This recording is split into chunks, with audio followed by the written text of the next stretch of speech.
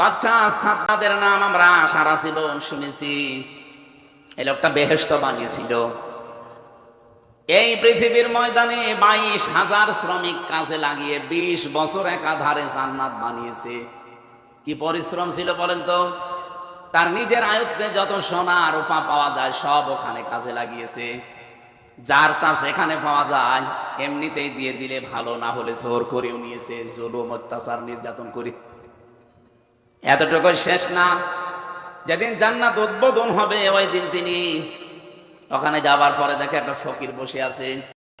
ডাক দিয়ে বলছে, এখানে আসলে কি করে? এখানে তো পিপিলিকা আসা নিষেধ। বলে, আমি ফকির না, কানটা একটু আমার মুখের কাছে লাগান, আমি একটা কথা বলি চলে যাবো। না, এখন কোনো কথা নেই, আগে জান্নাত উদ্বোধন করব, এরপরে কথা। ফকির বলেছে, না, আপনাকে এখনই শোনা লাগবে। ঝাঁঝালো গলায় কথা বলার পরে টের পেয়েছে যে এ সাধারণ ফকির না। ঘোড়ার উপর থেকে মাথাটা নিচু করে দিয়েছে, কানের কাছে মুখ নিয়ে বলছে, আমি সাধারণ ফকির না, আমি আজরাইল। এবার কান খাড়া করে শুনতেছে। কি কি বলবেন বলেন? কি বলবো মানে, জান্নাতে প্রবেশ করা যাবে না, আপনার হায়াত শেষ। ও শুধু ওই দিন বলেছিল আপনাকে, আমাকে একটু সময় দেন, আমি শুধু একটু পরিভ্রমণ করি চলে আসবো, না একটু উদ্বোধন করতে দেন, আমার আর কোনো চাহিদা নেই, এরপরে আমার মেরে ফেলেন। আমি তার জীবনী পড়ি দেখেছি, আজরাইল এই পৃথিবীতে 2 বার কন্দন করেছিল মানুষের জান কবজ করতে গিয়ে। একবার এই সাদ্দাদের মাকে যখন জান কবজ করে সাগরের ভেতরে তখন, আর 2 নাম্বার এই যে জান্নাত উদ্বোধন হবে। এত কিছু করার পরে যখন তার জান কবজ করবে এই সময় আজরাইল পর্যন্ত কেঁদেছিল। কি আশা নিয়ে বলেন তো তৈরি করেছিল? 22টা বছর একাধারে শ্রম দিয়েছে, 20,000 শ্রমিক দিয়ে যা ছিল আয়ত্তে সোনা রূপা সব লাগিয়েছে, তো সফল হতে পারলো না। জান্নাতের চৌকাঠ স্পর্শ করার আগেই মাটিতে পড়ে গেছে। মুফাসসির এখানে টিকার ভেতরে প্রায় 7টা পয়েন্ট দিয়েছেন। একটা হচ্ছে, ও জান্নাত যে উদ্বোধন করতে পারে না, এমনকি চৌকাঠ পর্যন্ত স্পর্শ করতে পারে নাই, তার প্রথম কারণ, ও যা যা করে জান্নাত বানাবে এই সমস্ত সোনা রূপা যা যেখানে পেয়েছে নিয়ে আসার সময় একটা বিধবা মহিলা, একদিকে বিধবা আর একদিকে এতিম, এরকম একটা মহিলা স্বর্ণ যা ছিল সব জোর করে কেড়ে নিয়েছিল। এই সময়টা এত বেশি কন্দন করেছিল মেয়েটা, বারবার মাটিতে গড়াগড়ি দিয়েছে আর বলেছে, আল্লাহ, আমার শেষ সম্বলটুকু যে কেড়ে নিলেও তার স্বপ্ন সাধ তুমি পূরণ করতে দিও না। নবীজি জানিয়েছেন, ইত্তাকি দাওয়াতাল মাজলুম ফাইন্নাহা লাইসা বাইনাহু ওয়া বাইনাল্লাহি হিজাব। মুসলিম শরীফের হাদিস। তোমরা আরজাই করো মজলুমের বরদোয়া থেকে নিজেকে বাঁচিয়ে রাখবা, কারণ মজলুম আর আল্লাহর ভেতরে কোনো পর্দা থাকে না, ও যা বলে সঙ্গে সঙ্গে আরশে চলে যায়। ওই মেয়েটা ওই দিন যা বলেছিল সঙ্গে সঙ্গে আল্লাহ আরশে বসিয়ে দিয়েছেন, যে ওই জালেমের স্বপ্ন সাত যেন পূরণ না হয়। যে আমার শেষ সম্বলটুকু রাখতে দিল না, এমনিতে আমার মা বাবা নেই, আমার স্বামীও মারা গেছে, এইটাই আমার সম্বল, এইটাও কেড়ে নিল।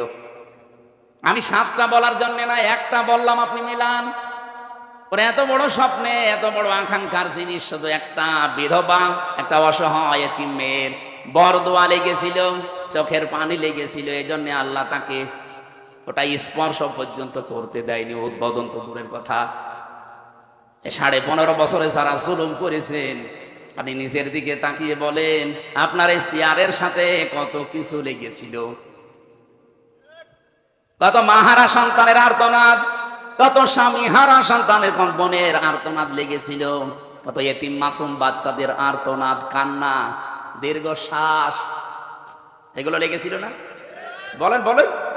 আমার নিজের মেয়েটা তো লেগেছিল, আমার ছোট মেয়েটা। এই ফারিহা জান্নাত 7 মাস ওকে রেখে গিয়েছিলাম, 3 বছর ওরে আমি দেখতে পারি নাই। কতদিন মানুষজন যায় দেখা করার জন্য, সাররা যেত, দেখলেই মনে হতো যে আমার আব্বু এসেছে, অথচ 3 বছর তোর সাথে আমার দেখা নেই, সাক্ষাৎ নেই, আমাকে প্রায় ভুলেই গিয়েছিল। আমি যখন বের হয়ে আসলাম তখন ওর বয়স প্রায় 4 বছর। বাড়িতে এসেই দেখি নিচতলায় কিছু মানুষ আছে। আমি প্রবেশ করলাম, আমারে বলছো, হুজুর আমাদের বাড়ি চলেন। তার মানে আমি যে ওর বাপ ও আর জানেই না। কতদিন চাতক পাখির মতো চেয়েছিল আমার ফারিহা বলেন তো? 1-2 দিন না, 3টা বছর। এমনকি একটা ছবি আপনারা দেখেছিলেন, পিছন ভ্যানের ওই ছোট ছোট ফাঁকা জায়গা দিয়েও ঝুলেছিল। এটা দেখেননি কোনোদিন? আমার ফারিহার মতো হাজার হাজার সন্তান এই দেশে আপনার এই ক্ষমতার চেয়ারের সাথে তাদের পানি, তাদের আর্তনাদ লেগেছিল। তা আপনি যে 41টা সব টার্গেট দিয়েছিলেন, আপনি সফল হবেন কি করে? এ বাদশা মাত্র একটা মেয়ে লোকের বরদোয়া সহ্য করতে পারে নাই, আর আপনার হাজার হাজার এতিম মেয়ে লোকের, বিধবা মেয়ে লোকের কত কিছু আপনার ক্ষমতার সাথে লেগেছিল। আপনি যাবেন কি করে বলেন? আপনি আন্দাজে আশা দিলেই হবে। এই জন্য জালেম যারা, তারা যেহেতু কোনোদিন সফল হয়নি, কিয়ামত পর্যন্ত হবেও না। আর জালেম সফল হলে এই আয়াত আপনি কি করবেন বলেন? আমার কথার অর্থ বুঝেছে? আগামীতে যদি কেউ আসে, জুলুম করবেন না। নিজের ব্যক্তিগত নফসের উপরে, পরিবারের উপরে, সমাজের উপরে, রাষ্ট্রের উপরে, জনগণের উপরে যদি জুলুম করে আপনি জালেম হয়ে যান, টার্গেট যাই নেবেন, টার্গেটে যাওয়ার আগে আল্লাহ আপনার শিকড় কেটে দেবে। ফাকতি আদাবিরুল কওমিল্লাযিনা যালামু। সূরা নাম 7 নম্বর পারা 12 নম্বর পৃষ্ঠা 4 নম্বর লাইনের 45 নম্বর আয়াতের প্রথম অংশে আছে। এটা তাফসিরে ফি জিলালিল কোরআনে পাবেন। আল্লাহ বলেন, জালেমদের শিকড় কাটা হয়ে গেছে। কেটেছে কে? না আলেম না? তা আল্লাহ কাটে কি করে? কতিয়া এটা মসুল, এর ফাইল জানা আছে? আপনি চিন্তা ভাবনা করে জবাব দেবেন। সাধারণ মানুষ বললে আমি কিছু বলতাম না, একজন আলেম। ফাকতিয়া, আল্লাহ বলেন কাটা হয়ে গেছে। কেটেছে কে? এর ফাইল জানা নেই। আপনি সারা বাংলাদেশের দিকে তাকান এই আয়াতটা নিয়ে। আমার কুষ্টিয়ার দিকে আমি তাকিয়েছিলাম। আগস্টের 5 তারিখের পর থেকে তোড় কাটা আরম্ভ হয়েছে। কে কেটেছে কেউ জানি না। আমাদের কুষ্টিয়ার হানিফ সাহেব আর ইনুর বাড়ির দিকে তাকান, ও বাড়ির পায়খানার প্যান পর্যন্ত খুলে নিয়ে চলে গেছে। আরেকটু হালকা পাতলা যাই ছিল এই ফেব্রুয়ারির 5 তারিখে আজাবুল বোল্ডোজার নাজিল হয়ে ওইটাও শেষ। এখন বলেন তো, এটা ভাঙলো কে? কে বলেন? কেউ জানে না। কেউ জানে না কে ভেঙেছে। না আল্লাহ মানে জালেমদের বাড়ি ঘর কে শেষ করে দিয়েছে কেউ জানে না। এখন আপনি 32 নাম্বার কে ভেঙেছে? একটা লোক দেখান। আল্লাহ বলছে জালেমদের বাড়ি ঘর ভাঙা হয়ে গেছে, কে ভেঙেছে কেউ জানে না। ইন্না ফি যালিকা লায়াতাল লিকাউমিন ইয়ালামুন। এটা সূরা নমলের ভেতরে আছে, 19 নাম্বার পারার 20 নাম্বার পৃষ্ঠার 7 নাম্বার লাইনের 52 নাম্বার আয়াতের শেষের দিকে আছে। এটাও ইবনে কাসির, এটা ফি জিলালিল কোরআনে আছে। ব্যাখ্যাগুলো আমি লম্বা করে বলতে পারছি না, কারণ আমার আলোচনার উদ্দেশ্য আর একটা। ছোট টাচ দিলাম। আল্লাহ এখানে ইন্না দিয়েছেন, এরপরে লামে তাকিদ দিয়েছেন। তার মানে 2 বার গ্যারান্টি দিয়ে খেলা ছোড়ার জন্য দেয়নি, ইয়ার কি করার জন্য না, গুরুত্ব আছে। আল্লাহ বলতে চায়, ফাতিলকা বুয়ুতুহুম খাওফিয়াতাম বিমা যালামু। এই সেই বাড়ি ঘরগুলো, আপনি একটু তাকান না কেন? এই সেই বাড়ি ঘরগুলো খাওফিয়াতান, জনশূন্য হয়ে গেছে, পরিত্যক্ত হয়ে পড়ে আছে। এখানে কোনো আওয়াজ আর পান না আপনি। কেন? বিমা যালামু, এদের জুলুমের কারণে। কারণ যে জায়গায় জুলুম করা হয় ওই জায়গা পর্যন্ত আল্লাহ অভিশপ্ত বানিয়ে দেয়। আল্লাহ এ পর্যন্ত আয়াত শেষ করে দিলে আমি আয়াতটাই পড়তাম না, এর পরেরটা আমাদের জন্য। আল্লাহ পাক জানাতে চেয়েছেন, জালেমদের এত বড় বাড়ি ঘর, এত বড় শিকড় যদি কেটে ফেলতে পারি। আপনি চিন্তা করেছেন এই 10 মিনার ইউনিয়ন, এখানকার দারোয়ান থেকে শুরু করে সংসদ পর্যন্ত জালেমদের সব থরে থরে সাজানো ছিল। আপনি দেখেন সারা বাংলাদেশের সব জায়গায় ওদের একেবারে থরে থরে, 1টা 2টা স্তর না, বহু স্তর সাজানো ছিল। কিন্তু কি হয়েছে? যেখানে যেখানে জুলুম হয়েছে, একটা জায়গাও আল্লাহ ঠিক রাখেনি, সবগুলো আল্লাহ ধ্বংস করে দিয়েছে। যেহেতু পরেরটা আমাদের জন্য, এইটা বলার জন্যই বসেছি। আল্লাহ বলেন, অবশ্যই নিশ্চয় এর ভেতরে শিক্ষা আছে। যারা জ্ঞানী তাদের জন্য। আমরা শিক্ষা নিতে চাই আয়াত থেকে এইটা, এত বড় বিশাল শিকড়, 15 বছরের গেড়ে দেওয়া শিকড় যদি সব ধ্বংস হয়ে যায় আর কোনো অস্তিত্বই না থাকে, এমনকি নিষিদ্ধ পর্যন্ত হয়ে গেছে, কথা বলেন না কেন?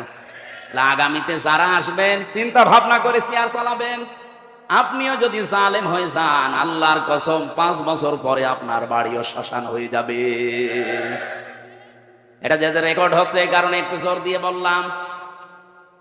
যেখানে যে বসে আছেন 1628টা চেয়ার, এখন অনেকের চেয়ার কিন্তু গরম হয়ে গেছে, কারণ যে যখন চেয়ারে থাকে সে তখন গিয়ারে থাকে। আমি এই যে চেয়ারে আছি, আমি এখন গিয়ারে আছি। স্যার চেয়ারে আছে মনে করছেন একটুখানি, না ও গিয়ারে আছে, স্যারও গিয়ারে আছে। আমরা মনে করছে যে চেয়ার থেকে আর নামা লাগবে না, কিন্তু পৃথিবীর কোন চেয়ার কারোর জন্য স্থায়ী না। একটা চেয়ার শুধু স্থায়ী ছিল, হাসিনারটা, ওটা তো আরো অস্থায়ী।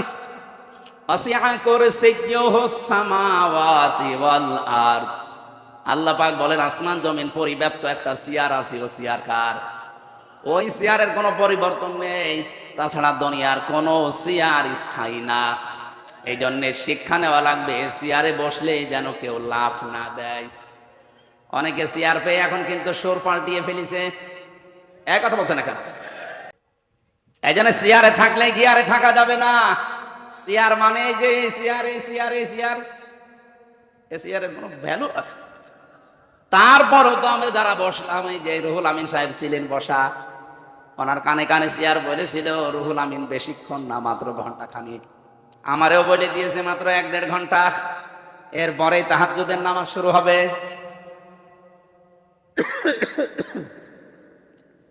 এরপরে ফজরের নামাজের পরে সকালে ওনারও আমারও কর্মজীবন আছে। তার মানে চেয়ার পৃথিবীটা কারোর জন্য স্থায়ী না। আপনাদের আহ্বান জানাবো, যে যে চেয়ারে বসে আছেন কোনো সময় গিয়ার নেবেন না, সব সময় চিন্তা করবেন এইটা যে চেয়ারে বসলে নামা লাগে। আরো আসতে বলেন, আগামীতে যারা চেয়ারে বসবেন খুব চিন্তা ভাবনা করে ভাই, কারণ কারোর জন্যই চেয়ার স্থায়ী না। আমার আফসোস লাগে, আজকে আগস্টের 5 তারিখের আগ পর্যন্ত এ দেশে কথা বলতে পারতাম না, আর এখন অবস্থা কথা বললেও শোনে না, সবে চেয়ার। আগে বলতে পারতাম না, আর এখন বললেও শোনে না। আপনি যে কথাগুলো নিয়ে আসেন সামনে সামনে, একটা কথাও কি আপনি দলিল দিয়ে ঠিক মতো লাইন মতো নিয়ে আসতে পারবেন? আপনি কোন কারণে আগস্টের 5 তারিখের সব ভুলে নতুন করে এখন আবার একটা দলকে টার্গেট করে মিথ্যা তহমত তাদের নামের আগে পরে লাগিয়ে দিচ্ছেন? কি এই জন্যে তো দেশের মানুষ এখন তার নামই বলে না, বলে সান্ডা না বোতল। নামই মনে হয় মানুষ ভুলে গেছে, হয় সান্ডা বলবে না বোতল বলবে। আমি এখান থেকে যেটা বলতে চাই, আগে তো বলতে পারতাম না, দুঃখ, আর এখন বললেও শুনছে না। এই জন্য যারা দায়িত্বে আছেন, চেয়ার যেহেতু কারোর জন্য দুনিয়াতে স্থায়ী না, আপনি চিন্তা ভাবনা করে বসবেন, চেয়ারে চালাবেন চেয়ারটা। জালেমরা আজ পর্যন্ত সফল দুনিয়ায় হয়নি, কিয়ামত পর্যন্ত হবে না, এই গ্যারান্টি কার? আরো জোরে বলেন। আপনি কথা উঠলেই শুধু 71 টেনে নিয়ে আসেন। এই প্রজন্ম আর 71-এর কথা শুনতে চায় না, এখন শুনতে চায় 24-এর কথা। আপনি আমাকে 71 বলে জীবনও ভোলাতে পারবেন না, কারণ আমার বয়সই এখন 33। 54 বছরের কাহিনী আপনি কেন বলেন? আপনি 24-এর কাহিনী বলতে পারেন না? কথা বলেন না কেন? আপনি 24-এর কাহিনী শোনান, আমি আর উদ্বুদ্ধ হব। 4.5 বছরে এখনো আমার নখ এখনো মিলে যায়নি। আমি আসার পরে যেটা ভাঁজ করে নিলাম, কেন? কারণ চেয়ারে কাঠেরটা আমি বসতে পারি না, বসলেই 10 মিনিট পরে আমার ব্যথা শুরু হয়ে যায়। আমার মাথার চুল থেকে পায়ের তালু পর্যন্ত 1 ইঞ্চি জায়গা বাকি নেই যেখানে টর্চার করে নাই। এই জন্য আসার পরে এটা আমার উপরে দিচ্ছিলাম না, আগে ভাঁজ করে দেন, কারণ 10 মিনিট পরে আমার ব্যথা হয়ে যাবে। এমন কিছু করেছে যেটা আমার ম্যাডামকে ছাড়া আর কাউকে দেখানো যায় না।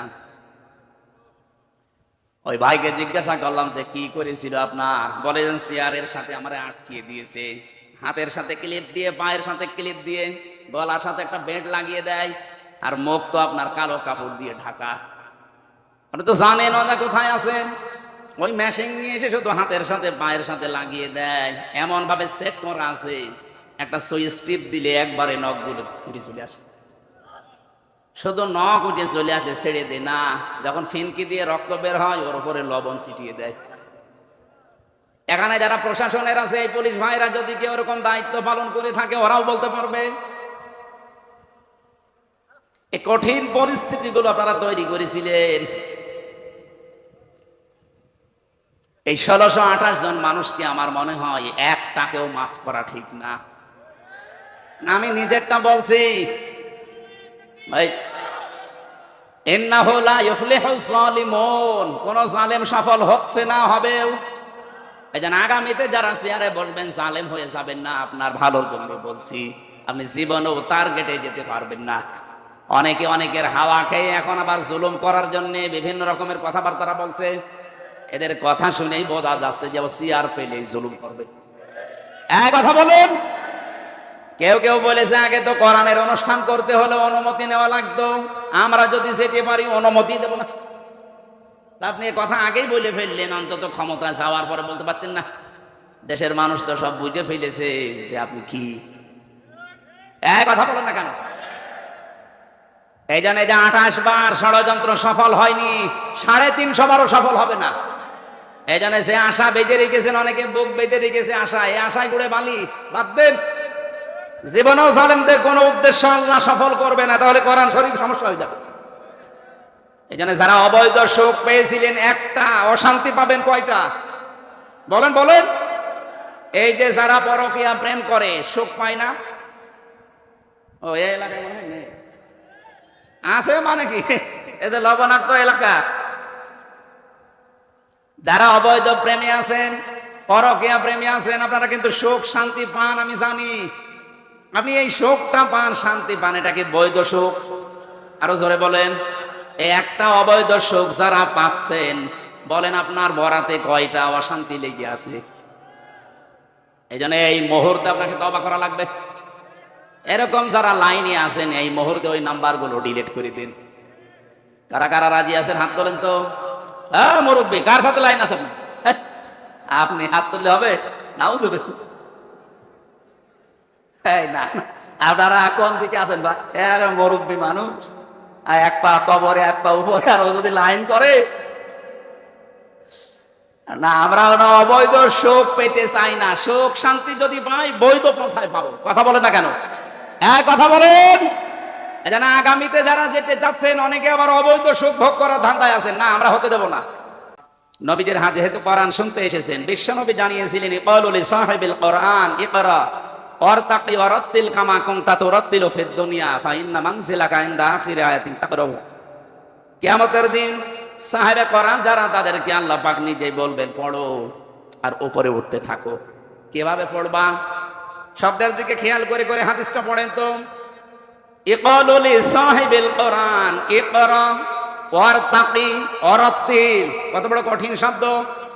ইকরা, কোরআন শরীফ পড়ার ক্ষেত্রে আমি 3টা শব্দ পেয়েছি, এই স্যারদের কাছেই পড়েছি আমরা। কোরআন শরীফের ভেবে 3টা শব্দ পাবেন কোরআন পড়ার ব্যাপারে, করা, রতালা আর তালাওয়াত। অভিধান যারা লিখেছে আপনি দেখেন, এই 3টা শব্দের ব্যাখ্যায় কি লেখা আছে। আল্লাহ যে কিয়ামতের দিন আপনাকে বলবে ইকালু লিসাহিবিল কোরআন ইকরা, পড়ো। কেমন করে পড়বেন? পড়ো বলার পরে আল্লাহ কিন্তু শেষ করে দেননি নবীজি। আল্লাহ বলেন কিয়ামতের দিন বলবো যে পড়ো, ইকরা ওয়ারতাকি, আর ওঠো, ওয়ারাত্তিল, কিভাবে পড়বা? এই যে করা, রতালা, তালাওয়া 3টা শব্দ বললাম, এই হাদিসে 2টা এখানে আছে, ইকরা আছে আর তারতিল আছে। এই যে আন্তর্জাতিক যে সেমিনারটা ছিলাম, উনি এই আয়াতের ব্যাখ্যা করতে করতে, বিশেষ করে তালাওয়া এর কথা বলতে গিয়ে উনি 4টা বিষয় নিয়ে আসলেন। জাকির নাইক সাহেব, ওনারে প্রথমে জিজ্ঞাসা করলাম, উস্তাজ আপনি যে করা আর রতালা তালাওয়ার ব্যাখ্যা করতে গিয়ে 4টা বিষয় নিয়ে আসলেন, কোথায় পেয়েছেন? উনি একটা একটা করে যাদের রেফারেন্স দিল, একেবারে ইমাম আবু হানিফা রহমতুল্লাহ আলাইহি পর্যন্ত চলে গেছে। যতগুলো রেফারেন্স উনি টেনেছেন, তো আন্দাজে কথা বলে না, সবগুলোর দলিল দেখলাম লেখা আছে। এটা যদি সেমিনার হয়তো আপনাকে আমি হাতে হাতে দেখাতাম, যেহেতু ইন্টারন্যাশনাল ইসলামিক ইউনিভার্সিটি ওটা, 120টা দেশে ছেলেমেয়েরা আছে। আর ওই দিন প্রায় 28টা দেশের 28টা বিশ্ববিদ্যালয়ের স্যার এবং ভালো ভালো যারা তারা ওই জায়গায় ছিল। তার ভেতরে এই নগণ্য আমির হামজাও ছিল। আমার মাত্র 10 মিনিট সময় দিয়েছিল যে তাকওয়ার পয়েন্টগুলো আপনি একটা একটা করে এর ভেতরে শোনাবেন। আমার যতটুকু আয়ত্ত ছিল, লেখাপড়া ছিল, ওর উপরে আমি শুনিয়েছিলাম। কিন্তু ওনারটা ছিল তার তিলের উপরে। তার তিলের ব্যাখ্যা করতে গিয়ে তিনি জানালেন, কেউ যদি তার তিল সহকারে ইয়াতলুনাহু হাক্কা তিলাওয়াতি, কোরআনকে হক আদায় করে পড়তে চাই, 4টা বিষয় মাস্ট বি, তারে মানা লাগবে। এই 4টা বিষয় যদি কেউ মেনে কোরআন তেলাওয়াত করে পড়ে, কিয়ামতের দিন সে উপরে উঠতে পারবে। কত উপরে? কামা কুনতা তুরাত্তিলু ফিদ দুনিয়া, যেভাবে কোরআন দুনিয়ায় পড়তে। ফাইন্না মানসিলাকা ইনদা আখিরি আয়াতিন তাকরাউহা, নবীজি বলেন পড়তে পড়তে যেখানে পড়া শেষ হয়ে যাবে ওই জায়গায় তোমার স্থান হবে। উনি এই পড়ার ব্যাখ্যা দিতে গিয়ে তার তিলের ব্যাখ্যায় বললেন যে 4টা বিষয় যারা দুনিয়ায় মানতে পারে তাদের কোরআন পড়া হয়। উলাইকা ইউমিনুনা বি, আর এরাই কোরআনে বিশ্বাসী। ওমাই ইয়াকফুর বিহি, যারা এই 4টা বিষয় মানে না, ফাউলাইকা হুমুল খাসিরুন, তাদের পড়াও হয় না, তারা ক্ষতিগ্রস্ত। এবার আসেন তো আমরা একটা একটা করে দেখি আমাদের পড়া হয় কিনা। প্রথম নম্বরে আপনাকে যদি পড়তে হয় কোনো বিষয়, ওটা শুদ্ধ করে পড়া লাগবে। কথা বুঝতেছেন?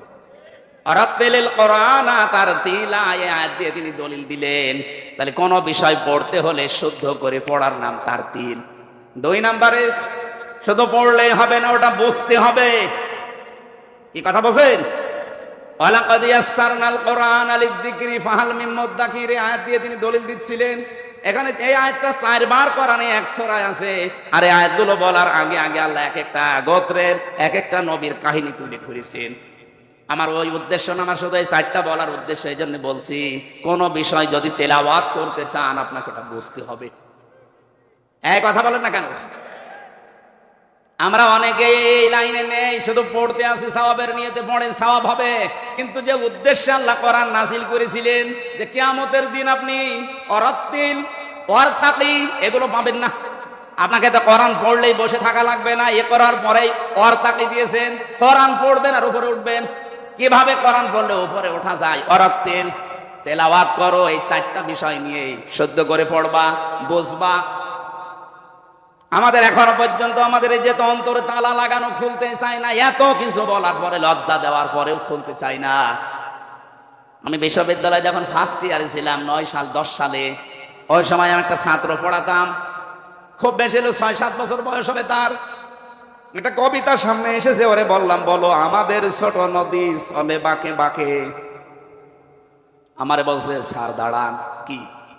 সে যে আমাদের মায়াকার দয়াকার র, আমাদের লিখতে যে 4টা অক্ষর লাগে, 4টা লাগবে কেন? 3টা হলে হবে না কেন? ও সারা তো আমি জানি। তা আমি ওরে কি জবাব দেবো বলেন? বয়স 7 বছর, এখনো তো পুরা লাইনটা পড়ে নাই, প্রথম অক্ষরেই ভুল ধরেছি। আমার বলছে, আপনি আমাকে বলেন আমাদের লিখতে 4টা অক্ষর কেন লাগবে? এটা যদি আপনি না বলেন আমি ছোট নদীতে যাব না। ওই দিন চিন্তা করলাম, আল্লাহ এতটুকু মানুষ কেন এই শব্দগুলো আসতেছে? কারণ ওর মা ছিল এরকম, বাবাও ছিল এরকম। আমরা অনেকেই বলি, হুজুর দোয়া করেন ছেলে মেয়ে যেন আব্দুল কাদের জেলানি আর ফাতেমাতুজ জোহরার মতো হয়। এমনি হবে? আপনি আব্দুল কাদের জেলানির জীবনী পড়েন, পুরাটা পড়ি আমি এতটুকু পেয়েছি, তাকে 7 বছর বয়সে তার মা নিয়ে গিয়েছিল মাদ্রাসায় ভর্তি করতে। ওস্তাদ বলছে, বাবা বলো আলিফ। সঙ্গে সঙ্গে উত্তর দিয়েছে যে উস্তাদ আমি পড়বো, কিন্তু আলিফের মানে কি? ওস্তাদ বলছে, আমি জানি না। আলিফের মানে জানেন না? এর অর্থ যেটা নেই এটা আমি পড়বো না। আপনি বলেন আগে আলিফের কি অর্থ, এর মানে আমি আগে জানতে চাই। আমি কিছু পড়বো সেখান থেকে, কিছু যদি নিতেই না পারিও আমি আন্দাজে পড়ে করবো কি? ওস্তাদ আবার বলেছে যে তুমি জানো আলিফের মানে? বলে হ্যাঁ জানি। তিনি আলিফ লাম, এই যে আল্লাহু লা ইলাহা ইল্লা হুয়াল হাইয়ুল কাইয়্যুম, তার জীবনী পড়ে পেয়েছি। সত্য মিথ্যা আমি জানি না। এখানে 10টা আল্লাহর ক্ষমতার বিষয়ে কথা বলা আছে। তিনি আল্লাহর বড়ত্বের কথাগুলো তুলে ধরলেন। ওস্তাদ কাঁদতে কাঁদতে বেহুশ হয়ে গেছে। হোশ ফেরার পরে মাকে ডাক দিয়ে বলছে, আম্মা আপনার এই ছেলেকে অন্য জায়গায় পড়িয়েছিলেন, এখন নিয়ে এসেছেন আমার কাছে পরীক্ষা করার জন্যে। বলছে না, এই প্রথম নিয়ে আসলাম। ওস্তাদ বলছে আপনার তো সৌভাগ্য, এতটুকু সন্তান কোরআনে কারিমের প্রায় 18 পারা পর্যন্ত আয়ত্ত করে ফেলেছে। মা আমার কান্না আরম্ভ করলেন। ওস্তাদ বল আপনি কাঁদেন কেন? আপনার তো আনন্দের বিষয় যে এতটুকু সন্তান 18 পারা পর্যন্ত কোরআনে কারিম প্রায় আয়ত্ত আছে, আবার ব্যাখ্যা করে আমারে শুনিয়েছে, আপনি কাঁদেন কেন? মা বলে ওস্তাদ আমি কাঁদি এই জন্য আমি নিজেও কোরআনের হাফেজা। এই সন্তান আমার যখন পেটে ছিল প্রতিনিয়ত আমি কোরআন পড়তাম। আমি ঘর ঝাড়ু দিয়েছি, আমার মুখে আল্লাহর কোরআন ছিল। আমি রান্না করেছি, আল্লাহর কোরআন আমার মুখে। থালা বাসন আমি পরিষ্কার পরিচ্ছন্ন করেছি, আমার মুখে ছিল আল্লাহর কোরআন। এই ছেলেটা জন্ম নেওয়ার পরে আমি রেখে দিয়ে ফজরের নামাজ আদায় করে প্রতিদিন তারে পাশে বসিয়ে আমি পড়তাম। আমি দেখেছি আমার ওই ছোট্ট ছেলে ওই বয়সে আমার মুখের দিকে তাকিয়ে মুখ মিলাচ্ছে। আমার আফসোস হয় আমি যদি আর একটু কষ্ট করে পড়া 30 পারাই নিয়মিত করতাম, আমার এই ছোট্ট বয়সের ছেলে এতটুকু বয়সে 30 পারা কোরআনের হাফেজ হয়ে যেত। এমনি আব্দুল কাদের জেলানী তৈরি হয়। এগুলো মহিলা না, এদের গার্জিয়ান কারা আমরা তাও জানি না। আমি মিছিলের দিকে তাকিয়ে 2 জনকে চিনতে পেরেছি, বাকিগুলো আমার মনে হয় সব কলকাতা থেকে ভাড়া করা। কারণ এই দেশের মানুষের চাইতে কলকাতার মানুষ আমি বেশি চিনি। আমার জীবনের এই 33 বছর বয়সে আমার মনে হয় অর্ধেক সময় আমার কলকাতার আসামে কেটেছে। কারণ এই দেশে তো আল্লাহর ওলিরা কথা বলতে দিত না, বাধ্য হয়ে দাদার দেশে থাকতাম। ওখানে দেখেছি ওদের কালচার গুলো। এই মিছিলের দিকে তাকিয়ে আমার যা মনে হচ্ছে এই মুসলমানের মেয়েরা এত নিচে নামতে পারে না। এগুলো সব ভাড়া করা মহিলা। কমিশন যাদেরকে দিয়ে বানিয়েছিল যে 10 জন মহিলা, ওগুলোকে মহিলা বললে গোনা হবে, ওগুলো হিজড়া।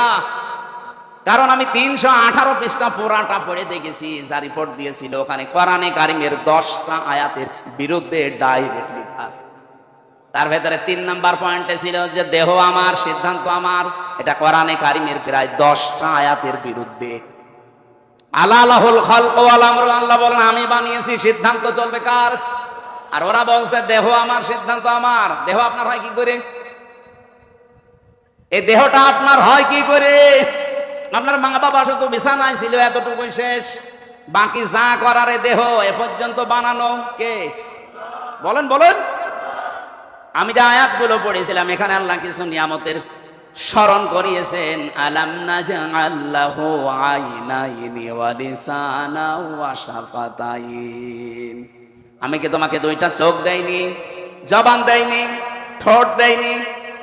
এই নিয়ামতগুলো আপনার কোন বাবা দিয়েছে? আপনি যে বললেন দেহ আমার। বিজ্ঞানী আয়াতগুলো নিয়ে আজ গবেষণা চালিয়েছে যে মানুষকে আল্লাহ যে 5টা জিনিস বিশেষ করে দান করে, এটা পৃথিবীর কোনো মানুষের হাত নেই। এটা সূরা তরিকের ভেতরে পাবেন এই তথ্যটা। এখরুজু মিন বাইনিস সলবি ওয়াত তারাইব। আল্লাহ বলেন দ্রুত গতিতে বাবার স্ফলিঙ্গ দিয়ে যে পানিটা বের হয়ে আসে, এই নাপাক পানিটা, এই জন্য এখানে সলবন 1 বছর দিয়েছেন আর তারাইব দিয়েছেন বহু বছর। তাফসিরে মুফাসসির লিখেছেন সলবন বলা হয় পুরুষের লজ্জাস্থান আর তারাইব বলা হয় মেয়েদের লজ্জাস্থানকে। আল্লাহ পুরুষের বেলায় 1 বছর দিলেন, মেয়েদের ব্যাপারে বহু বছর দিলেন কেন? 2 বছরও দেননি, বহু বছর দিয়েছেন তারাইব। 2 বছর দিলেও আমি আয়াতটা নিয়ে আর একটু চিন্তা করতাম। তারাইব দিয়ে আমার চক্ষু খুলে গেছে। এই আয়াতের সাথে সূরা আহকাফের 15 নম্বর আয়াতের একটা দারুণ মিল আছে। বাবার চাইতে মায়ের সম্মান মর্যাদাতে 3 গুণ বেশি। এই আয়াতটার প্রমাণ হাদিস তো আছে, একটু ভালো করে খেয়াল করে। এই পৃথিবীর ময়দানে বাবা মায়ের জন্য, বাবা সন্তানের জন্য যতটুকু কষ্ট স্বীকার করেছে তার চাইতে কমপক্ষে 3 গুণ কষ্ট মায়ের বেশি হয়েছে। প্রথম কষ্টটা পেটে রাখার 10 মাস 10 দিন। বলেন তো আজ পর্যন্ত আমরা যারা বাবা কোনোদিন টের পেয়েছি? বলেন বলেন। এটা যত আজ পর্যন্ত যত সন্তান দুনিয়ায় এসেছে এই কষ্টটা শুধু মা পেয়েছে। কথা বলেন না কেন? 2 নম্বরে এই কষ্টটা যখন ডেলিভারি করা হয়, বিজ্ঞান এখন কষ্টের পরিমাপ দেখাচ্ছে। পৃথিবীর প্রতিটি জিনিস যেহেতু মাফ করে করে দেখানো যায়, এই মাদ্রাসাটা কতটুকু আপনি একজন আমিন নিয়ে আসেন, সে মাপ দিয়ে বলতে পারবে। বলেন না কেন? কি দিয়ে মাপবে? গজ দিয়ে, ফিতা দিয়ে? কি বলেন বলেন? পৃথিবীর প্রতিটি জিনিস পরিমাপ করার যন্ত্র আলাদা আলাদা আছে। বিজ্ঞান কষ্ট মেপে দেখেছে যে মানুষের কষ্টটা কিভাবে মাপা যায়, ইউনিট দিয়ে কষ্ট মেপেছে। পুরুষ মানুষ যদি ৪৫ ইউনিট কষ্ট পায় তাহলে সে আর বেঁচে থাকে না, মরে যায়। কিন্তু একটা মা আমাকে দুনিয়ার মুখ দেখাতে গিয়ে ডেলিভারির সময় ৫৭ ইউনিট কষ্ট পেয়েছে। কয়দিন আগে পুলিশের এসপি মারা গেল, কি পলাশ সাহা। আমার মনে হয় ওই লোকটা মার বউ এই দুইজনের যন্ত্রণার মাঝে পড়ে জীবনের উপরে বিতৃষ্ণা এসে গেছে। এটা যাতে রেকর্ড হচ্ছে, এই জন্য মা বোনদেরকে বলছি, সম্মানিতা মা বোনেরা, আপনি একটু উদার হন। আপনার স্বামী ওই পলাশ সাহা এসপির মতো ঝামেলায় আছে, কিছু বলতে পারে না। তাই আমরা এখানে হাজারো স্বামী যারা বসে আছি ঠিক ওই পলাশ সাহার মতো আছি, কিন্তু আমরা মরছি না। তাই এক কথা বলছেন। আমি যে ওসি সাহেবকে পড়াতাম কুষ্টিয়ায়, উনি বহুবার আমারে বলেছে, হুজুর আমার চেয়ার তো ভালো, কিন্তু আমার দুনিয়ায় আর থাকতে মনে চায় না, আমার মনে হয় যে আমি মরে যাই। কেন? যতবার জিজ্ঞাসা করেছি, হয় নিজের মায়ের নাম আর বোর নাম, এই দুজনের নাম বলতো। কি হয়েছে তাদের ভেতরে? অথচ মা যদি একটু ছাড় দেয় যে সন্তান তো আমার, তার সুখের জন্য বৌমাকে আমি একটু ছাড় দিলাম, ওই বৌমা যদি একটু ছাড় দিয়ে চলে যে আমার স্বামী ২৫-৩০ বছর পর্যন্ত তার পেছনে এই মহিলা শ্রম দিয়েছে, এখন আমি নাই পেয়েছি, একে সেই বীর্য থেকে শুরু করে হামজা বানিয়েছে ওর মা আর বাবা। অন্তত আমার মা বাবা হলেও তো আমি স্বীকার করতাম, তাদের জন্য এই কষ্টটা আমি একটু স্বীকার করি। কোন পরিবারের স্বামী মানসিক রোগী হয়ে যেত না, কিন্তু হাজারো স্বামী আজ আমরা মানসিক রোগী এখানে নেই। এই কথা বলছেন না কেন? না, আমি মা বোনদেরকে বলবো শুধু নামাজ পড়া, রোজা রাখা, কালো বোরকা পরাই, পর্দা মানে এবাদত না। স্বামীর মনে দুঃখ দেওয়া যাবে না। আপনি একটু ব্রড মাইন্ডের হবেন, ন্যারো মাইন্ডের হওয়ার কারণে আজ পরিবারে অশান্তির শেষ নেই। আর এগুলো টিপস দেয় ওই মেয়েটার মা আর ওর বড় বোন। ঠিক মানে এই লোকটা মনে হয় ঝামেলায় আছে। আরে না, ও কেন, এখানে হাজারো মানুষ এই ঝামেলায় নামাজ পড়ে, রোজা রাখে, কালো বোরকা পরে, এ তো স্বামীর সাথে যে আচরণ করে না, হচ্ছে না আপনাদের।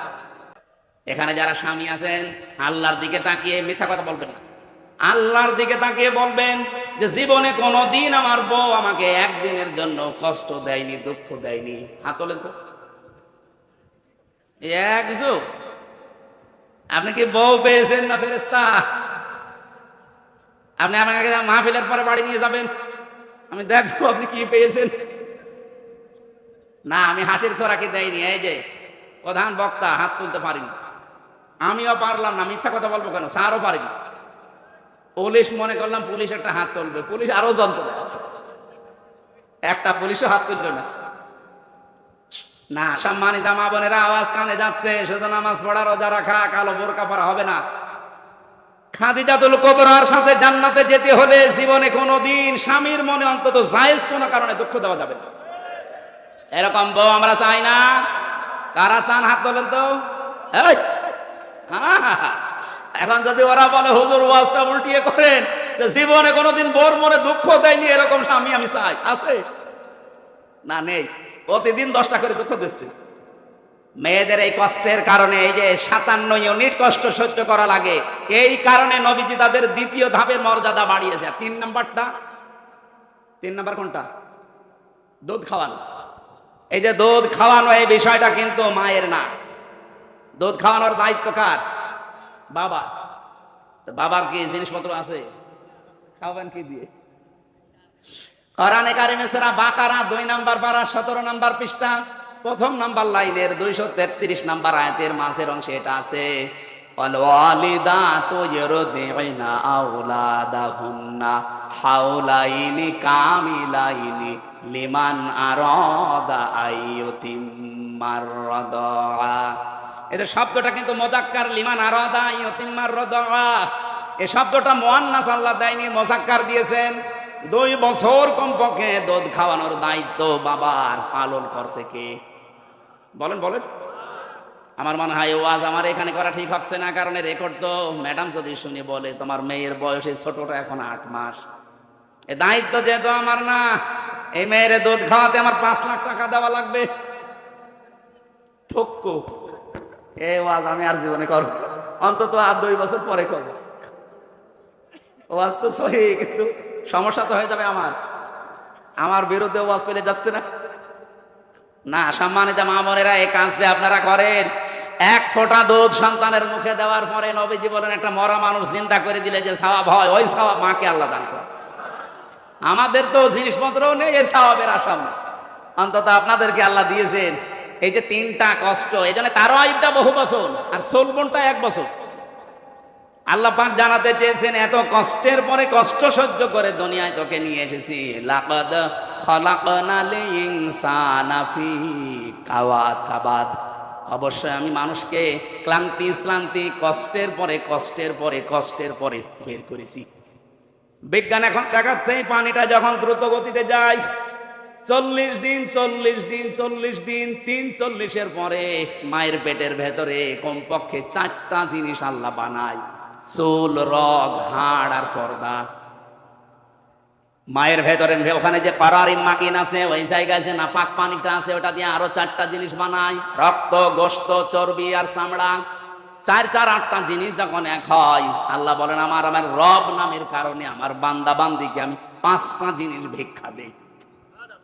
এই তথ্যটা পাবেন সূরা নাহালে, সূরা নাহাল 14 নম্বর পারা 14 নম্বর পৃষ্ঠার 13 নম্বর লাইনের 78 নম্বর আয়াতের মাঝে আছে ওয়াজাআলা লাকুমুস সামআ ওয়াল আবসারা ওয়াল আফইদা ইলা আখির আয়াত।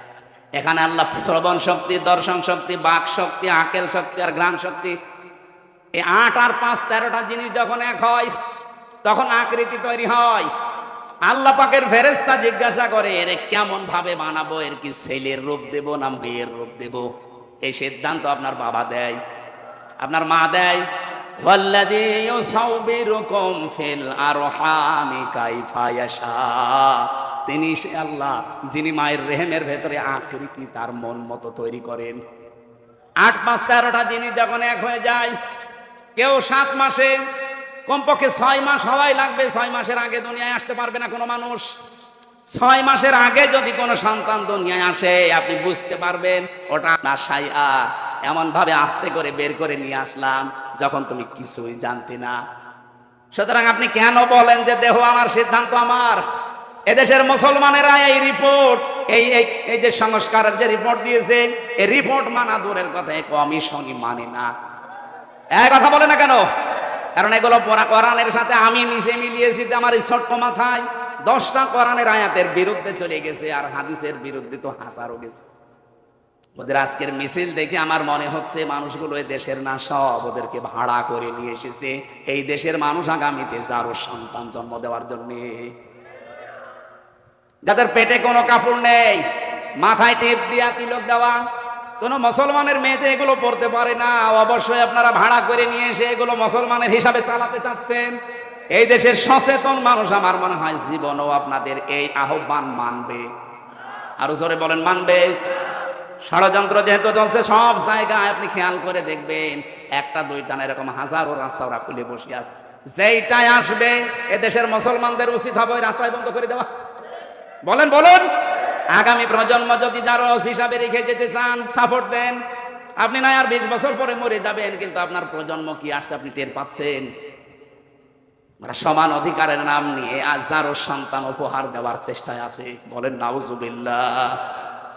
আমার ভাইয়ের, আমি যে কথা বলতে চাচ্ছিলাম, আপনাকে কোরআন বুঝতে হবে। তাহলে মায়ের পেটে আল্লাহ এমনিতে আব্দুল কাদের জেলানি পাঠাননি, এমন একটা পেট ছিল যে মায়ের পেটের জীবনী পড়েন আব্দুল কাদের জেলানির মায়ের জীবনী। আমাদের মা বোনদেরকে আমরা চাই তাদের পেট আর পিঠ যেন হেফাজতে রাখে। যত মানুষ দেখবে, যত রকমের নজর পড়বে, তত রকমের খারাপ সন্তান দুনিয়াতেও উপহার দেবে। ওই যে ছোট বাচ্চাটা, ওর মা ওই রকম পর্যায়ের। এখানে আমারে বলছে হুজুর আগে বলেন আমাদের লিখতে কেন 4টা অক্ষর লাগবে, 3টা হলে হবে না কেন? তারপরে আমাদের ছোট নদী পড়বো আমি, এর আগে নেই। আমি ওই দিন চিন্তা করেছিলাম এতটুকু বাচ্চা যদি এইভাবে বুঝে বুঝে পড়ার চেষ্টা চালায়, তাহলে আমরা যারা আছি আমাদের কিভাবে বোঝা দরকার বলেন? তেলাওয়াতের দ্বিতীয় অর্থ আপনাকে কোরআন আল্লাহর এটা বুঝতে হবে। 3 নাম্বার, এটা বুঝলেই হবে না, যতটুকু বুঝেছেন অতটুকু মানতে হবে। আল্লাহ রাব্বুল আলামিন বলেন ওয়া হাদাইনাহুন নাজদাইন, আমি 2টা পথ তাদের সামনে উন্মুক্ত করে দিয়েছি, পথ 2টা দেখিয়েছি, একটা ভালো একটা মন্দ পথ। এতটা কত বলার পর আল্লাহ শেষ করে দেননি। এবার আমার আসল কথায় আল্লাহ যেটা আমি বলতে চাই এতক্ষণ পর্যন্ত, ফালাকতাহামাল আকাবাতা ওয়া মা আদরাকা মাল আকাবা, কিন্তু সে গিরিপথে যেতে রাজি না। হে নবী, আপনি কি জানেন এই গিরিপথ দুর্গম পথটা কি? আজ বাংলাদেশের মানুষ আমরা যারা সহজে শুধু জান্নাতে যেতে চাই, আল্লাহ সহজভাবে জান্নাতে দেওয়ার কোনো রাস্তা কোরআনে দেয়নি। এই আকাবা মানে দুর্গম গিরিপথ। জান্নাতে যেতে হলে, সৌভাগ্যশালী হতে হলে মাস্ট বি, এই পৃথিবীতে আপনাকে গিরিপথ অতিক্রম করাই লাগবে। ওই গিরিপথটা কি? এই যে রাত্তিলিল কোরআন, এই শব্দের ব্যাখ্যা এখান থেকে একটা আমি মিলিয়েছি। শুধুমাত্র কোরআন নিজে সত্য করে পড়লে হবে না, হক আদায় বুঝতে হবে, ওটা নিজে মানতে হবে। আর মানার জন্য এই আয়াতের ভেতরে অন্তত 5টা জিনিস আছে। এই 5টা জিনিসও আমরা যদি মানতে পারি, আল্লাহর কসম আমরা সৌভাগ্যশালী হব। 4 নাম্বারটা আগে বলি। যেহেতু হক আদায় করে পড়ার শর্ত বলেছিলাম, কয়টা জানো? 4টা। বলেন বলেন, আরো জোরে বলেন। এই দলিলটা সূরা বাকারা 121 নম্বর আয়াতে আছে, আল্লাযীনা আতাইনাহুমুল কিতাবা ইয়াতলুনাহু হাক্কা তিলাওয়াতি। এই শব্দের ব্যাখ্যায় পাবেন তেলাওয়াত হক আদায় করে করতে হলে ওটা আপনাকে আগে শুদ্ধ করে পড়া লাগবে, 2 নম্বরে বোঝা লাগবে, 3 নম্বরে নিজে মানা লাগবে, 4 নম্বরে যারা আপনার আয়ত্তে আছে এই মানুষগুলো যেন মানতে পারে সেই ব্যবস্থা করে দেওয়া লাগবে। আর এইটার জন্য আলেমরা আমরা আপনাদের কাছে কালার। আপনি ভালো করে বলছেন, আমি যতদিন কোরআন পড়ি শুদ্ধ করে, এই দেশে কেউ আমার শত্রু নেই। যতদিন আপনি বুঝি, কেউ আমাকে শত্রুতা করবে না। যতদিন আমি ব্যক্তিগত পারিবারিক জীবনে মানবো, কেউ আমার শত্রু নেই। কিন্তু যখনই আমি বলবো যে না, এটা আমি মানুষকে মানাতে চাই, ওই পরিবেশ তৈরি করে দিতে চাই, তখনই মানুষ বলবে এটা রাজনীতি। এক কথা বলে না কেন? আল্লামা দেলাওয়ার হোসাইন সাইদি রহমতুল্লাহ আলাইহি যতদিন কোরআন পড়েছিলেন শুদ্ধ করে, কেউ শত্রুতা করতো না। কি বলেন? যতদিন তিনি বুঝেছিলেন, কেউ তাকে শত্রুতা করতো না। যতদিন তিনি নিজে মেনেছিলেন, আর মানা তো বেশি চাই না, খুব বেশি হলো ব্যক্তিগত আর পারিবারিক জীবনে মানা যায়। কোরআন যদি কায়েম না থাকে, তাহলে আপনি পুরা জীবনে কোরআন মানতে পারেন না। শুধু হয় ব্যক্তিগত নয় পারিবারিক, এই শেষ। এই জন্য মান ক্বারাআল কোরআন ফাস্তাযহারাহু, যে ব্যক্তি কোরআন পড়ে আর কোরআনকে ইজহার করার চেষ্টা করে, ইজহার মানে কায়েম করা, ইজহার মানে বিজয় করা, ইজহার মানে দাঁড় করানো। কোরআন পড়লে হবে না, কোরআনকে বিজয় করার জন্য যারা চেষ্টা চালাবে, তারা হালালকে হালাল আর হারামকে হারাম মেনে ছেড়ে দিতে পারবে। এই জন্য হাদিসের পরের শব্দ হচ্ছে ফাহাল্লা হালালাহু ওয়া হারামা হারামাহু, এর মাঝখানে ফাটা আছে। আমি আলেমদেরকে বলছি, জিজ্ঞাসা করেন তো, ফা 19টা অর্থে আসে। বালাগাত মান থেকে আমি নিজে পড়েছি। আমার ছাত্র বয়সে আমি বিশেষ করে মিজান মনসা এবার বালাগাত মান থেকে ঠোঁটস্থ করে ফেলেছিলাম। কোন অক্ষর কতটা শব্দে ব্যবহার হয়, এটা আমার খুব বেশি আয়ত্ত আছে। আগে বর্ণিত কোন শব্দ যদি আপনি মেনে নিতে না পারেন, পরের শাস্তি আপনার জন্য মাস্ট বি হবে। এই জন্য মাঝখানে ফা দেওয়া হয়। 19টা কারণের একটা কারণ এটা। যেহেতু এটা ক্লাস না, ক্লাস হলে আমি আরো গভীরে যেতাম। আমার এখানে উদ্দেশ্য হচ্ছে, নবীজি কোরআন পড়ার পরে কোরআনকে বিজয় করার কথা বললেন।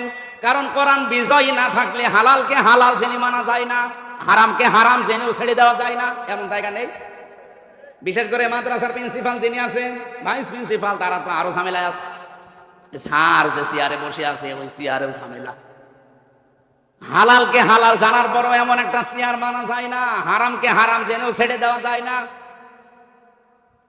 এদেশে বহু জায়গা এমন আছে, আপনি জানেন যে এটা হালাল, মানতে পারছেন না, হারাম ছেড়ে দিতে পারছেন না, কারণ উপরওয়ালা বসে আছে।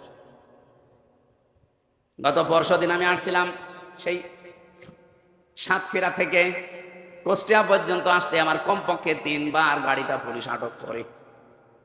আর দাঁড়ান, কি সব দেখান, কাগজপত্র দেখানোর পরও বলো হুজুর দোয়া করেন।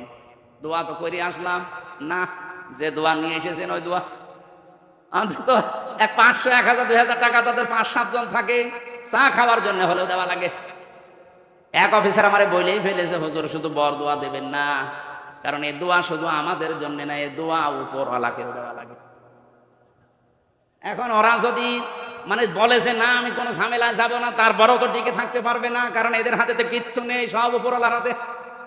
এক কথা বলছেন, কোরআন যদি কায়েম থাকতো, এদেশে বিজয় থাকতো, ওই মানুষগুলো দোয়া চাইতো না, দোয়া আরো দিত। আমি তো একটা উদাহরণ দিলাম, সারা দেশের সব জায়গায় একই অবস্থা। যেহেতু কোরআন কায়েম নেই, হালালকে হালাল জেনেও মানতে পারছি না, হারামকে হারাম জেনেও ছেড়ে দিতে পারছি না। এই জন্য আদখালাহুল্লাহুল জান্নাহ পড়ে।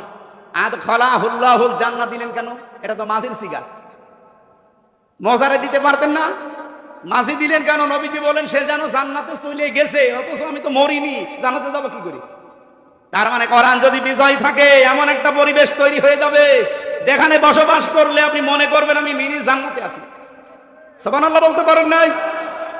আমরা তো তেলাওয়াতের ব্যাখ্যা করতে গিয়ে এটাই জানাতে চাই যে আমি শুধু নিজে মানবো না, আমি এমন ভাবে দেশের মানুষকে মানাবো যেন বাংলাদেশটা মিনি জান্নাত হয়।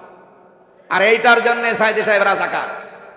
উনি যতদিন পড়েছিলেন, বুঝেছিলেন, মেনেছিলেন, কিচ্ছু হয়তো না। যাই বলেছে না এটা আমি মানাতে চাই, তখনই তার নামে কত রকমের দোষ। হেফাজতের আমির আহমেদ শফি যতদিন কোরআন পড়েছে, বুঝেছে, মেনেছে, কোনো সমস্যা নেই। যাই বলেছে না এর বিরুদ্ধে কোনো অবস্থান নিতে দেব না, তখন হয়ে গেছে তেতুল হুজুর। আপনি কি হেফাজতের লোক? আপনি জিজ্ঞাসা করেন যারা আছে ওই দলের, তেতুল হুজুর দিয়েছে তো ওই দিন, যেই দিন বলেছে আমি নবীর বিরুদ্ধে কোনো অবস্থান নিতে দেব না। কিন্তু এতদিন 100 বছর বয়স লোকটার, কোনোদিন তার বিরুদ্ধে কেউ কিছু বলেছে, কেউ কিছু চিন্ত তারে? আপনি কিভাবে কিয়ামতের ময়দানে আল্লাহর সামনে তেলাওয়াত করবেন? একটাও তো মিলছে না।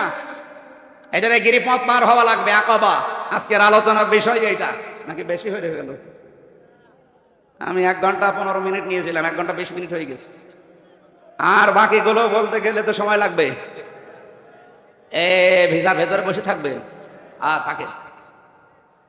এখানে আরো গুরুত্বপূর্ণ লোক আছে, এনাদের এতক্ষণ বসিয়ে রাখা ঠিক হবে স্যার? চালাবো। ফাক্ক রকবা, কেউ যদি সত্যি গিরিপথ পাড়ি দিতে চায়, তার জীবনে এই কাজটা হাতে নেওয়া লাগবে, কর্মসূচি এটা, যে আমরা দাসত্ব মুক্ত করতে চাই। যদিও এখানে ফাক্ক রকবা দিয়ে ওই জামানায় দাস মুক্তির কথা আছে, আধুনিক তাফসীর গুলো দেখবেন ফাক্ক রকবা মানে মানুষ হয়ে মানুষের দাসত্ব থেকে মুক্ত করার জন্য যারা কাজ করে তারা সৌভাগ্যশালী, তারা সফল। বাংলাদেশে 73টার উপরে দল আছে। বলেন তো কোন দলের কর্মসূচিতে এইটা আসে যে আমরা মানুষকে মানুষের আইন থেকে আল্লাহর আইনের দিকে নিয়ে আসতে চাই? যারা করে আপনি তাদের দিকে থাকবেন। এরপরও যদি কেউ না বোঝার ভান করে থাকেন, আমার কিচ্ছু করার নেই। এখন আপনারে আর কোরআন শরীফ, বুখারী শরীফ হবে না, বাকারি শরীফ লাগবে। ফাক্ক রকবা কারা করছে দেখেন, মানুষের দাসত্ব থেকে মুক্ত করার জন্য যারা চেষ্টা চালাচ্ছে তারা সফল। বলেন যারা মানুষের দুর্ভিক্ষের সময় এগিয়ে যায়।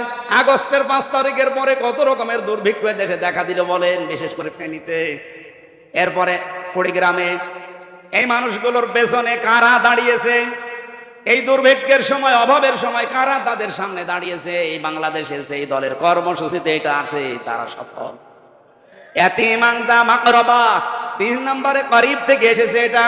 যারা নিকট আত্মীয় স্বজনের খোঁজ খবর রাখে, এদের কাছে যায়, এদের অভাব অনটন দেখে। আও মিসকিনান দা মাতরাবা তুরব থেকে এটা, যারা ধনী মলিন, অসহায়, খেটে খাওয়া মানুষ, এদের কাছে যারা যায়, এদের খোঁজ খবর নেয়, এদের মুখে হাসি ফোটানোর জন্য চেষ্টা চালায়। বাংলাদেশ জামাত ইসলামী একটা কর্মসূচি এই 8-10 দিন হাতে নিয়েছে। মানুষকে মোড়ে মোড়ে পানি, স্যালাইন আর জুস দিতেছে। আমি তো আমার কুষ্টিয়ায় পেয়েছি, আমার মেহেরপুরে পেয়েছি। সারা বাংলাদেশে এই কর্মসূচি হাতে নেওয়ার কথা, যেখানে তাপদাহ চলছে। যেহেতু 42, চুয়াডাঙ্গা, মেহেরপুর, কুষ্টিয়াতে 42, 45, 49 ডিগ্রি হয়ে গিয়েছিল। এই খেটে খাওয়া মানুষগুলো, ধনী মলিন যারা, এদের কাছে কারা এগিয়েছে? কই, কত টাকাওয়ালা মানুষ কেউ তো যায় না। অথচ আমি দেখেছি একামতে দিনের দায়িত্বে যারা আছে তারা ছুটে গেছে। নিজেদের সংসার চলে না, তারপরও তারা 10 টাকার স্যালাইন, 20 টাকার পানি নিয়ে বলছেন নিন। আপনি তো এই কর্মসূচি হাতে নিতে পারেননি। এ কর্মসূচিরা কোরআন থেকে হাতে নিয়েছে, তারা আগামীতে সফল। এক কথা বলেন না কেন? সুম্মা কানা মিনাল্লাযীনা আমানু, এদের আরো কিছু গুণ আছে, তারা ঈমান আনবে। ওয়াতাওয়াসাউ বিস-সাবরি, তারা ধৈর্যের উপদেশ দেবে। আর যেটা চলছে আমার মনে হয় এখন ধৈর্য ছাড়া উপায় নেই। আমাদের এখন এই দেশে ইসলামপন্থীদের সাথে কিছু মানুষ তৈরি হচ্ছে, তারা পায়ে পাড়া দিয়ে ঝগড়া করতে চায়, গন্ডগোল লাগাতে চায়। আল্লাহ রাব্বুল আলামিন বলেন, ফা ইন্না মা'আল উসরি ইসরান, ইন্না মা'আল উসরি ইসরা। শব্দের দিকে একটু খেয়াল করেন। আল্লাহ পাক জানিয়েছেন উসরুন, এ শব্দ বলার আগে আলিফ লাম দিয়ে এটা মারিফা করে দিলেন। এটার বাংলা অর্থ কষ্ট, দুঃখ, অশান্তি। প্রায় 33টা অর্থ আপনি পাবেন এই শব্দের। কিন্তু পরের শব্দ যেটা ইসরা, এর আগে কিন্তু আলিফ লাম দেওয়া নেই, এটা নাকেরা, অনির্দিষ্ট। দুইটা শব্দের আগে আমার আল্লাহ একটা গুরুত্বপূর্ণ শব্দ যোগ করলেন, তার নাম মাআ। মাআ মানে কি? সঙ্গে, সাথে। এখানে কামিল মাদ্রাসা, কত আলেম বসে আছে। একটু চিন্তা করেছেন কোনদিন কেন আল্লাহ মাআ এ শব্দ দেওয়ার পরে একটা একটা করে দুইটা শব্দ লাগালেন? দুইটা শব্দ লাগিয়ে শেষ করে দেননি, একটাকে মারেফা করলেন আর একটা নাকেরা বানিয়ে দিলেন। এই কথাটা বলতে বলতে আমার আল্লাহ আবার গ্যারান্টিও দিয়েছেন, ইন্না। উনি যেভাবে আলোচনায় ব্যাখ্যা নিয়ে এসেছেন, জানাতে চায় পৃথিবীতে কোন মানুষ যদি একটা কষ্ট সহ্য করে, আর ওই কষ্টটা যদি হয় দুনিয়াতে 3টা কারণে, মাস্ট বি ওই কষ্টের পরে, ওই কষ্টের সঙ্গে সাথে আল্লাহ কমপক্ষে 70টা শান্তি সুখ রেডি করে রেখেছে। সুবহানাল্লাহ। যারা বলেছেন আপনি এখনো টের পাননি যে আমি কি বললাম। আপনি কষ্ট যদি পেয়ে থাকেন, দুঃখ পান, কষ্টের কারণ হওয়া লাগবে কয়টা? যে কোনো কারণেই কষ্ট পেলেন আপনি শান্তি পাবেন না, বিষয়টা এমন না। এই আয়াতে কথা নেই। আমি নাম ধরেই বলছি, যিনি পালিয়েছে উনি কি কষ্ট পায়নি? পাইছে মানে কি কষ্ট দেখেছেন? 5 তারিখে কাঁদছিল। আমার মনে আছে স্বামী মারা গেছে। স্বামী মরে গেল, মানুষ অত কান্দে না। কি কন্দন! বহুদিন তার চোখের দিকে তাকিয়েছে, আমি কোনোদিন চোখ মুছতে দেখি নাই, কিন্তু ওই দিন দেখলাম চোখ মুছতেছে। তার মানে কন্দনও করেছে, পানিও চোখ দিয়ে বের হয়েছে। আগের গুলো যদি ফেক থাকে, এটা আর ফেক না, এটা আসল কান্না ছিল। মানুষ কতটা কষ্ট পেলে সরাসরি অঝর নয় উনি কাঁদতে পারে বলেন?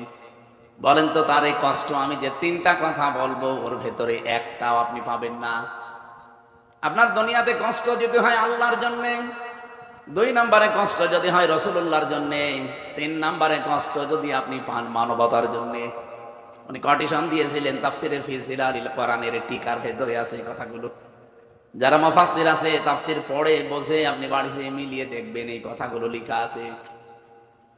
তাহলে কষ্ট দুনিয়াতে যদি কেউ 3টা কারণে পায়, আল্লাহর জন্যে, রাসূলুল্লাহর জন্যে, মানবতার জন্যে, পটুয়াখালীবাসী বলেন তো এই 3টা কারণে উনি কষ্ট পেয়েছিলেন? হ্যাঁ, আপনি যদি এই 3টা কারণে কষ্ট পেয়ে থাকেন, কোনো দুঃখ নেই আপনার, কোনো চিন্তা নেই। ওয়ালা তাহিনু ওয়ালা তাহজানু ওয়া আনতুমুল আ'লাউনা ইন কুনতুম মুমিনিন। সূরা আলে ইমরানের 139 নম্বর আয়াতে আছে। এই আয়াতটার ভেতরে আমার মনে হয় যারা গ্রামার জানে, আরবি গ্রামার অনুযায়ী আয়াতটা ঠিক নেই। ঠিক আছে না? নেই। শব্দটা ছিল ওয়ালা তাহিনু ওয়ালা তাহজানু, ভেঙে পড়বা না, চিন্তাও করবা না। ওয়া আনতুমুল আ'লাউনা, শব্দটা ভুল। আরবি গ্রামার যারা জানে জিজ্ঞাসা করেন, ওয়া আনতুম আ'লাউনা হওয়ার কথা, আলিফ লাম দিয়ে এটাও কেন আল্লাহ নির্দিষ্ট করে দিলেন? আরবি গ্রামার আমরা একামেল মাদ্রাসা আপনারা পড়ান, যারা পড়ে, মুবতাদা যদি মারেফা হয় খবর হবে সব সময় নাকেরা। অথচ আল্লাহ এখানে খবরটাকেও নাকেরা না মারেফা বানিয়ে দিয়েছেন আলিফ লাম দিয়ে। তাহলে আল্লাহ মনে হয় আরবি গ্রামার হালকা জানি না। মানে আয়াতটা আপনি এখানে প্রিন্সিপাল আছেন, মিলিয়ে দেন, কেন আলিফ লাম দিতে বলেন? আপনি এ পর্যন্ত গ্রামারের নিয়ম ছিল টিকা দেখা লাগবে, ব্যাখ্যা। যারা লেখক তারা ব্যাখ্যায় দিয়েছেন, খবর যদি কোনো সময় মারিফা হয়ে যায় তাহলে ইফিদুল হসর, হসরের ফায়দা দেয়। বাংলা অর্থ দাঁড়াবে হবে, হবে না, শেষে হসাই লাগাতে হবে। আল্লাহ বলেন কোনো চিন্তা নেই, কোনো ভয় নেই, ভেঙে পড়বা না, নিজেকে ছোট মনে করবা না, ভয়ও পাবে না, হীনমন্যতায় ভুগবে না, অবশ্যই তোমরাই সফল হবে। তোমরা বিজয়ী হবে। একটা শর্ত দিয়েছিল, ইনকুনতুম মুমিনিন, যদি মুমিন হতে পারো। আর আমার যতটুকু বাস্তবতা আমি দেখছি, এই বিশ্বে মুসলমানেরা এখন হয় আল্লাহর জন্য মার খায়, নাই রাসূলুল্লাহর জন্য কষ্ট পায়, নাই মানবতার জন্য কষ্ট পায়। এখানে কোনো চিন্তা নেই, যেহেতু আনতুমুল আ'লাউনার আগে আলিফ লাম আছে। আপনি বিশ্বাস করেন 100 ভাগ এই তিনটা কারণে যারা এই দেশে কষ্ট পেয়েছে, মাস্ট বি আপনার কাছে 70টা শান্তি আসবে। পরের আয়াতে দেখেন আল্লাহ যেহেতু রিপিট করলেন, ইন্না মা'আল উসরি ইসরা। আপনি আগেরটা শুনে সুবহানাল্লাহ আলহামদুলিল্লাহ বলে লাফিয়ে উঠলেন, পরেরটা শুনে যদি সুবহানাল্লাহ না বলেন আপনার খবর আছে।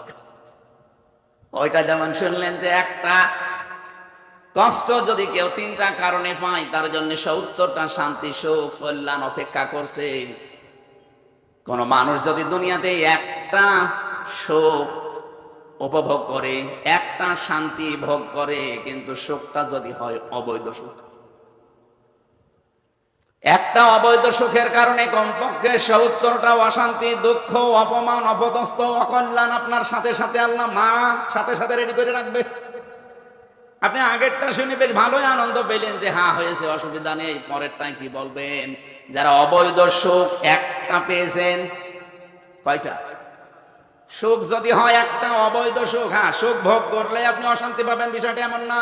যদি সুখটা হয় অবৈধ সুখ, কথা বুঝতেছে? এই অবৈধ একটা সুখ দুনিয়ার জীবনে কেউ যদি ভোগ করেন, মাস্ট বি, এখানে ইন্না আছে, এই জন্য তার জীবনের সাথে কমপক্ষে 70টা দুঃখ, অশান্তি, কষ্ট, অকল্যাণ, এগুলো আল্লাহ একটার পর একটা দিতেই থাকবে। বলেন তো 50 বছরে যারা, এই 15 বছরে যারা দায়িত্বে ছিল, এরা কি সুখ পায়নি, শান্তি পায়নি? এই শান্তিগুলো কি বৈধ শান্তি না অবৈধ? এক কথা বলছেন। 15 বছরে যারা ছিল সব শান্তি সুখে ছিল, কিন্তু শান্তিগুলো অবৈধ শান্তি। কারণ কি? এই যে আমার এখন 33 বছর বয়স, 92 সালে আমার জন্ম। আমি 18 সাল থেকে ভোট দিতে, 18 বছর থেকে ভোট দিতে আরম্ভ করলে আমি 3 বার ভোট দিতে পারতাম, একবারও পারি নাই। আপনি একা না, অধিকাংশ মানুষই আমরা পারি নাই। আমাদের ভোট না নিয়ে যে মানুষগুলো দায়িত্বে গেছে, আমি তো জীবনও স্বীকৃতি দেব না আপনি অবৈধ। কি আরে অবৈধ থাকাকালীন আপনি কোনো শান্তি দুনিয়ায় পাননি। আপনার শান্তির কোনো শেষ ছিল? নাম তো ধরি না, আপনি কত শান্তি পেয়েছেন একটা একটা করে, এবার নিজের জীবনে মিলান। এই 15 বছরে যদি 50টা শান্তি ভোগ করে থাকেন, 50টা সুখ পেয়ে থাকেন, প্রত্যেকটা সুখ আর শান্তি ছিল অবৈধ। আপনি কি স্বীকার করেন না? এক একটা অবৈধ সুখ ভোগ করলে যদি 70টা অশান্তি পাওয়া লাগে, এই 15 বছরে অন্তত 50টা সুখ শান্তি তো পেয়েছেন। তাহলে এক একটায় যদি 70টা হয়, 50টায় কত হয়? 3500। এই 3500 কষ্ট, দুঃখ, অপমান, অপদস্থ, অকল্যাণ দুনিয়ায় আপনি পাবেন। এরপরে আপনি চট করে ঢুকে পড়বেন। বলে না আমি চট করে চলে আসবো। আসবেন কি করে? কোরআনের আয়াত আপনি পাল্টাতে পারবেন? যারা সুখ পেয়েছিলেন অবৈধ, এক একটা সুখের কারণে 70টা করে অশান্তি ভোগ করা লাগবে। এখনো এগুলো হয়েছে? 50টার কথা বললাম, আরো বেশি পেয়েছেন আপনারা 15 বছরে। যত সুখ পেয়েছেন, শান্তি পেয়েছেন, আমি তো অল্প হিসাব করে 3500 বানালাম। বলেন 3500 কষ্ট পাবেন, দুঃখ পাবেন, অপমান হবেন, অপদস্থ হবেন, এরপরে আপনি শান্তির মুখ চোখে দেখবেন। আর আমার মনে হয় এতদিন আপনি কবরে চলে যাবেন। এই কথা বললেন না? এই যে 28 বার তৈরি করেছিল ষড়যন্ত্র, একবারও সফল হয়নি কেন?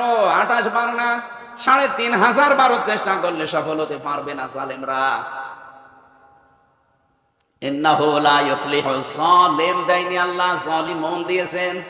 সূরা ইউসুফের ভেতরে ইউসুফ নবী জুলাইখাকে কথা শুনিয়েছিল, ইন্নাহু লা ইউফলিহু যালিমুন। ইউফলিহু এটা মজারে বর্তমান ভবিষ্যৎ, প্রেজেন্ট ফিউচার। শুধুমাত্র এই জুলাইখা না, যালিমুন দিয়ে তিনি জানিয়েছেন কিয়ামত পর্যন্ত যত জালেম আসবে কোনোদিন তারা সফল হচ্ছে না, হবেও না। আমি তাফসীরে বাইজাবির ভেতরে পড়ছিলাম কয়েকদিন আগে, এই যালিমুন শব্দের ব্যাখ্যা করতে গিয়ে মুফাসসির লিখেছেন আল্লামা নাসিরউদ্দিন বাইজাবি রহমাতুল্লাহ আলাইহি, যালিমুন এই ব্যাখ্যাটা করতে গিয়ে তিনি ঠিকাই লিখেছেন। আমি যা বলছি করে বলছি, আপনি বাড়িতে এসে মিলিয়ে নেন।